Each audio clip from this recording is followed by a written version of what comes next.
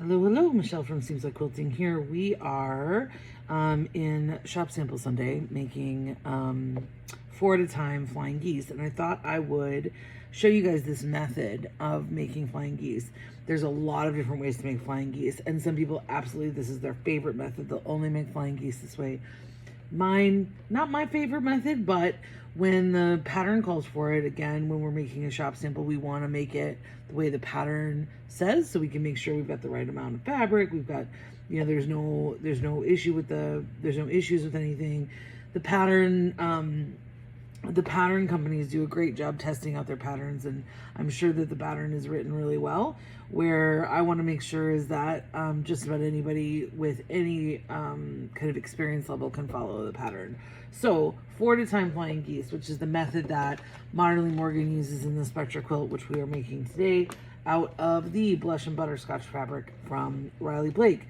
The method, you basically make a large square of your background fabric, and then you have 4 small squares of your like your wing fabric or whatever.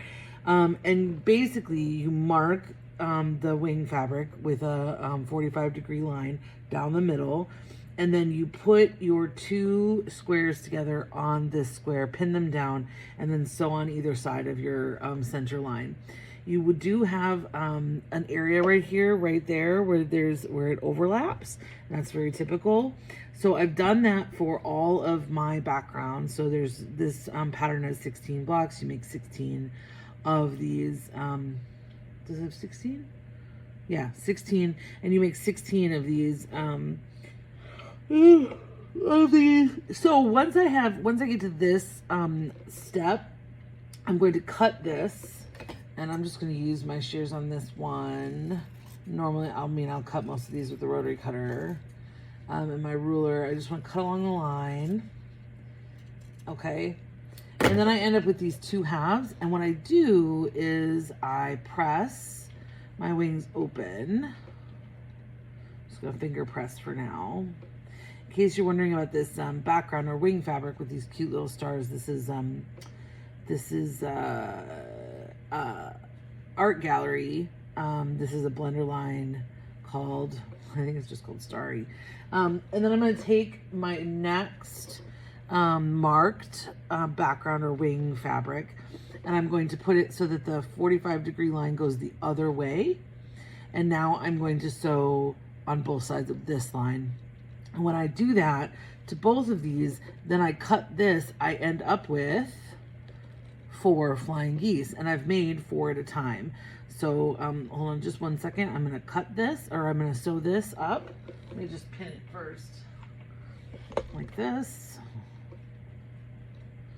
I'm going to sew this on either side of this line, and then be right back. Okay, so that's sewn on, and you can see that the sew line on either side of my marked line here. You can see when I get up to this area how that sew line comes right at the junction of the square to that diagonal. Do you see that? That's really important. One of the reasons that I struggle with this method personally, and this is a personal struggle, is that I don't love everything on the bias. In this method, you end up cutting a lot of pieces on the bias before they're sewn down, or you end up just with pieces that are a little less stable.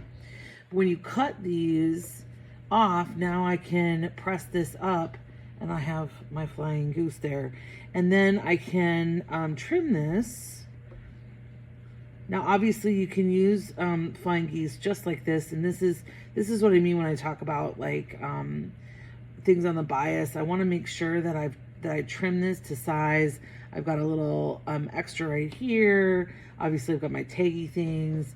And so I've done a video on trimming flying geese before. You can kind of find that on our YouTube channel as well. But I like to use this part of my ruler here where the 45-degree lines meet my 1/4-inch seam allowance. And when I put that right on, so I put my 45-degree lines right on the wings, and then I put that right there, I get just a really perfect a perfect trim method. And then I can also go and see, so this is supposed to be 4.5 inches. I can tell that by how big it is, and I've got a little bit of extra on the sides, so I can use my cut line, go to the oh, that's over 4.5, go to the 4.5, make sure my corners are on, and trim off the sides as well. And I actually, this is my challenge with flying geese always. Somehow between cutting the squares and then marking them, they just get off a little bit, and I end up off square. And so trimming flying geese is kind of my my way of making them perfect. I often make flying geese just a little bit bigger than they should be, which you really shouldn't do with the square and the square method, because unless you make both squares bigger, and then it's a lot of waste. So, it's like I say, there's a lot of ways to make flying geese. This is not my uber favorite, but it does make a lot of flying geese really fast, which is a huge priority to a lot of people who don't love making flying geese. So there you go. There's one. And so you can see that I've got another one that's ready to go here. Just got to trim and press. And then I have my other half of that initial square. I just have to press this open, put my other square on, and I'll have 4. And that's why it's called 4 at a time.